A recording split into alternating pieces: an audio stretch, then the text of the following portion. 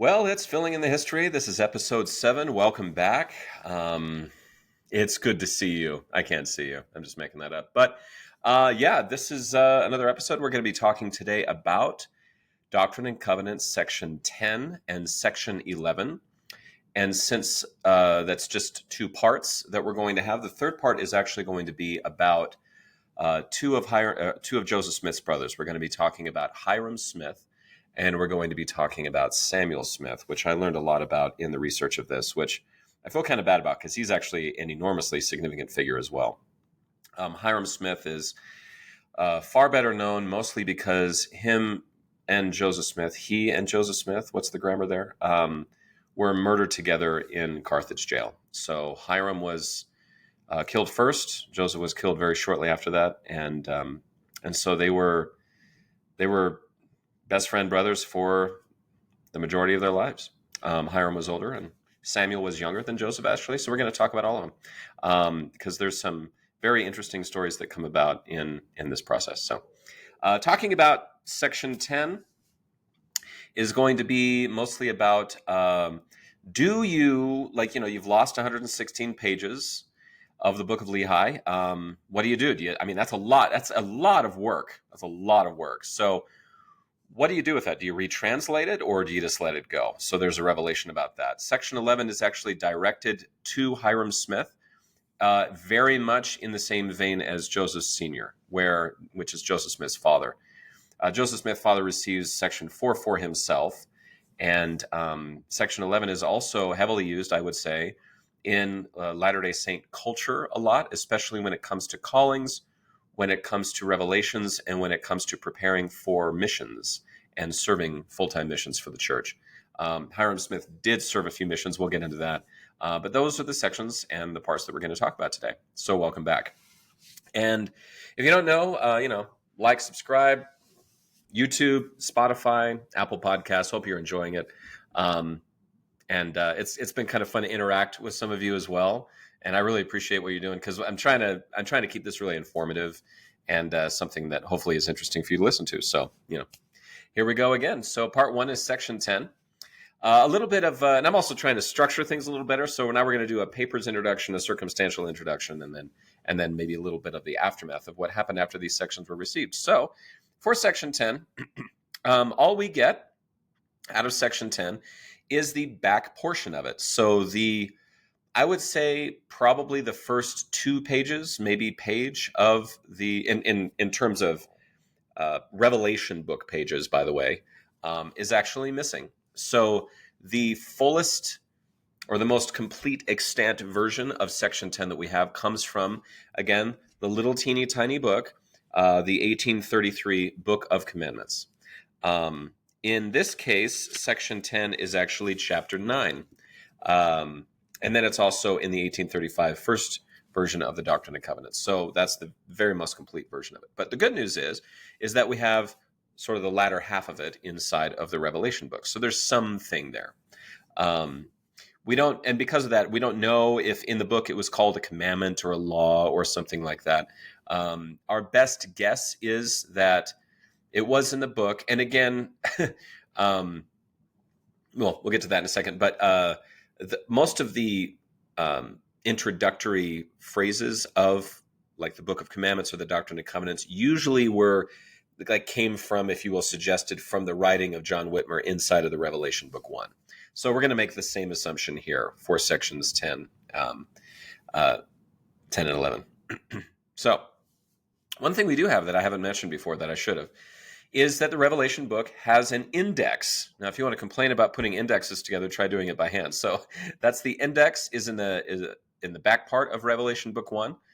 And in the back of Revelation Book 1, you will see it is actually called a second commandment to Joseph the seer. So my guess is that commandments would have been in very large letters up at the top like we've seen in other places. And apparently, according to the index, it would have been on pages 8 through 12. We still have pages 11 and 12. So again, I'm assuming that it's at least a full page, and who knows how much of that other page was missing. So that's the introduction to what we're reading today, what we're actually looking at today. Where it begins, by the way, just in case you want to follow along in your own scriptures, if you want to see it, it says, quote, shall publish it as a record of Nephi, and thus I will confound those which have altered my words, etc., etc. So that is what we would now call Doctrine and Covenants, section 10, verse 42, partway verse 42. So a lot of the stuff before this, which would have been interesting to see if there was any corrections or something, we don't have that. It's been lost. As part of a large gathering, if you haven't heard before, they took a gathering out. They took a gathering out of the Revelation book. I'm assuming to print it, or who knows what. I mean, maybe it was destroyed for nefarious and evil reasons. Who knows? But anyway, it's just gone. It never got brought back, so we don't have it, which is okay. So again, full version. The original is 1833. So it's chapter 9 in the Book of Commandments. And it is section 36 in the original Doctrine and Covenants. Again, kind of put back there. The section headings, this is going to happen, unfortunately, a lot in this era. There wasn't a lot of extra, there was a commandment later in church history where they were commanded in a revelation that's in a section of the Doctrine and Covenants to keep a record and to be very much better about please keeping your records better than you have. And a lot of what I've talked about previous to this and what's made some of these episodes a little shorter than others is that we just don't have a lot of record keeping. In this case, we actually get straight up confused. So the section headings show this as happening in May of 1829. That's in both of the Doctrine and Covenants and the Book of Commandments. However, if you're reading in the current version, and just so you know, there are tiny versions of the current version too. So lest we think that only, the 1800s gets to enjoy pocket-sized books. Not so. But that's my 2013 edition that I have. That's not on my phone like everybody else's. But anyway, the 2013 version states, it was likely around April of 1829, though portions may have been received as early as the summer of 1828. So we're going to get into how this was maybe structured in the historical introduction, and that's where we're going to next. So what are the circumstances surrounding it? So again, all we have the Book of Commandments version. We have some of the Revelation Book 1 version of it. So what brought this about? Well, the historical introduction from Documents Volume 1 of the Joseph Smith Papers says this. Joseph Smith and Cowdery apparently picked up the translation where Joseph Smith and Herod had left off in the Book of Mosiah. As Joseph Smith and Cowdery approached what would become the end of the Book of Mormon, they grew concerned about whether to go back and retranslate the lost portion. So I think this might have answered my question. I've said before, why is this way later? And even though it was kind of given earlier in draft 2 and in the manuscript histories of the church, I think it was this. I think it was they were trying to be a little bit more chronological about it, is what I'm gathering from this. Another thing we get here is the revelation featured below stated that wicked men had changed the lost manuscript to discredit Joseph Smith and commanded him not to retranslate the lost pages, but to substitute another record in their place. This substitute record, described as being, quote, engraven upon the place of Nephi, covered the same period as the lost manuscript. So in Nephite history, or as I like to call it, in Lehite history, Nephite-Lamanite history, apparently what they translated covers the same time period, so you're covered. And there's a lot of messaging about how intentional this was. So the preceding quote, what came from the historical introduction to Documents Volume 1 here, is it actually notes the preface to the Book of Mormon. So in the original 1830 edition of the Book of Mormon, the preface very clearly talks about there was 116 pages. It was called the Book of Lehi, and those pages were lost. And we have very actively chosen not to retranslate those because people are being naughty out there, and they're probably going to discredit us, right? All the things. And so in the preface, they are quoting the Lord here in a revelation that says, therefore thou shalt translate from the plates of Nephi until you come to that which ye have translated, which ye have retained. So just fill in that blank and keep going with what you already have, is what they're saying here. There are some issues with the dating of this revelation, actually. So let's get into why is our current version, the 2013 edition of the Doctrine and Covenants, different from what they originally printed? Well, it says here, John Whitmer's dating was lost again because that first part of Doctrine and Covenants, section 10, is gone from the Revelation books. The index locates it between two April 1829 texts. So that's your first clue, and that's probably why the editors of the current edition of Doctrine and Covenant Scripture say that it was in 1829. The Book of Commandments and Doctrine and Covenants puts this in May of 1829, so there's a month difference there. But if you know, like, since the Book of Mormon translation is rocking hot, days matter. They actually knock this project out once they get to concentrate on it pretty quickly. Before that, they're running around and hiding plates and just trying to keep it safe. But when they find a little piece, they actually get moving pretty quickly on it. So draft 2 says this. This is from the Manuscript History of the Church. It says, after I had obtained the above revelation, both the plates and the Urim and Thummim were taken from me again, but in a few days they were returned to me. And that's kind of where things get confused. And I believe, and that's why it was so close to what we now call section 3. So the Joseph Smith manuscript history, that was 1838. So again, this is at least 9 years later. He's kind of saying like, oh yeah, I got the Urim and Thummim, and then immediately I got this, which kind of indicates that Martin Harris was still in the picture. Oliver Cowdery wasn't quite there yet, all that kind of stuff. And so there's a bit of a confusion there. So in Histories, Volume 1, from the Joseph Smith Papers, there's a footnote that I think bears mentioning here, which says Mulholland's insertion of the revelation at this point and his contextualization of its receipt, an explanation apparently composed under the direction of Joseph Smith, contradict the May 1829 dating of the revelation, given in both the 1833 Book of Commandments and the 1830 Doctrine and Covenants, and repeated here. Since the first 2 pages of the Revelation are missing from the earliest extant copy of the Revelation in Revelation book, it is impossible to know what specific date may have been listed in that source. But it was situated among revelations dated April 1829, and the index of Revelation Book 1 gives the year as 1829. Although the brief explanation that Mulholland penned in the history suggests that the revelation originated in summer of 1828, which is a year earlier, content analysis suggests that at least some of the material originated about April 1829. And this is what I love about the people who did the Joseph Smith Papers. There's forensic evidence. They do handwriting analysis, writing style analysis. I mean, they'll even talk about how smooth the pen goes and how much they have to dip ink. I mean, they go really forensic about it. It's really cool. Anyway, so that's why the carbon dating of this, if you will, was altered. And so that is something that changed between the 1981 version of the Doctrine and Covenants, which most living members of the church have in their possession now. And this used to actually quote from the history of the church. Those references were more or less taken away from the introductions of the sections. And then when you get these changes like this to dates, this is why, is because they actually had a team of people really researching where this could have come from. And so that's why in the current versions of it, which if you're a member, you're probably looking at this on your phone, you're going to see some date changes, or hopefully to tighten it up and say, oh, it actually was on this specific day or that specific day, rather than summer of 1828, right? We can get a better sense of it. So again, big shout out to the enormous amount of work that I can't even possibly comprehend that would have gone into that. And then they have a solution here, which I love, which is also from the historical introduction.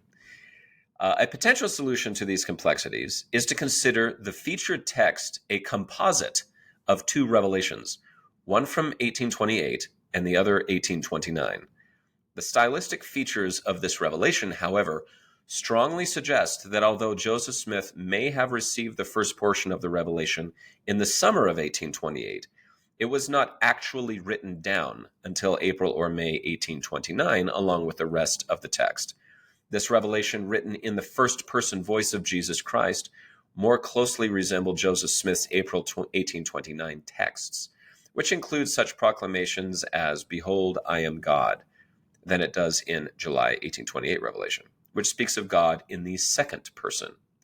The text featured below also lacks the typical signs of a composite revelation, such as an amen marking the end of a particular revelation within a larger text.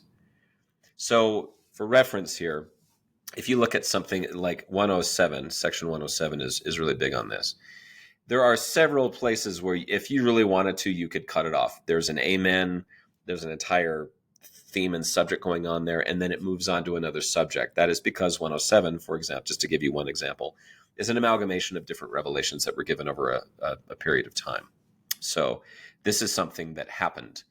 And the saints back then were very keen on these being living texts.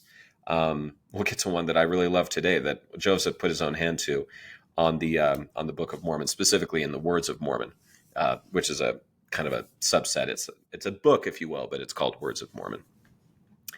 Anyway, but they would change these things and they would bolt things together if they needed to. I guess it just depended on what they felt was right.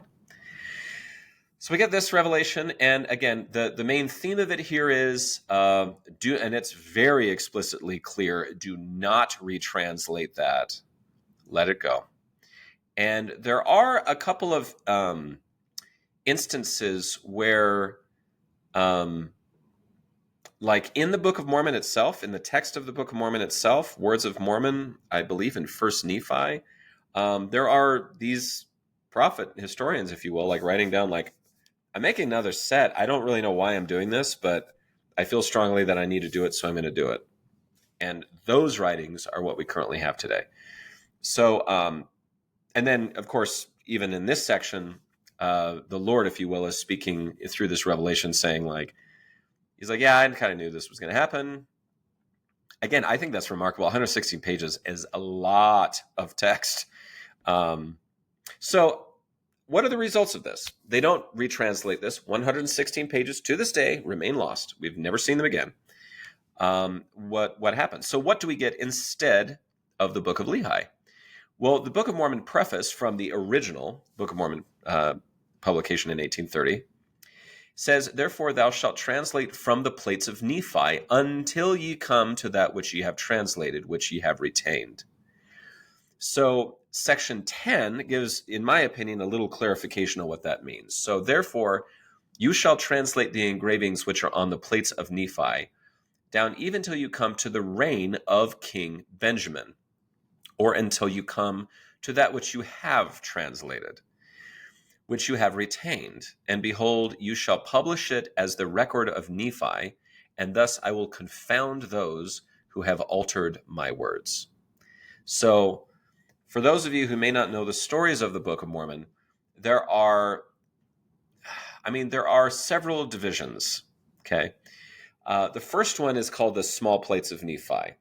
And a lot of people liken this even to kind of like a book of Moses, like the books of Moses sort of thing, where it's they're a lot smaller in their size, but this is kind of the early era of the Nephite, Lamanite, or as I like to call it, the Lehite civilization in ancient America. Sort of the beginning days of that. And then you get this thing called Words of Mormon, and it's literally like a break saying, hey, I hope you've enjoyed reading the Small Plates of Nephi. You're about to get in what's called the Large Plates of Nephi, and this is going to be a lot more historical. And this is where Mormon is the voice from here on out, why it is called the Book of Mormon, and that's why.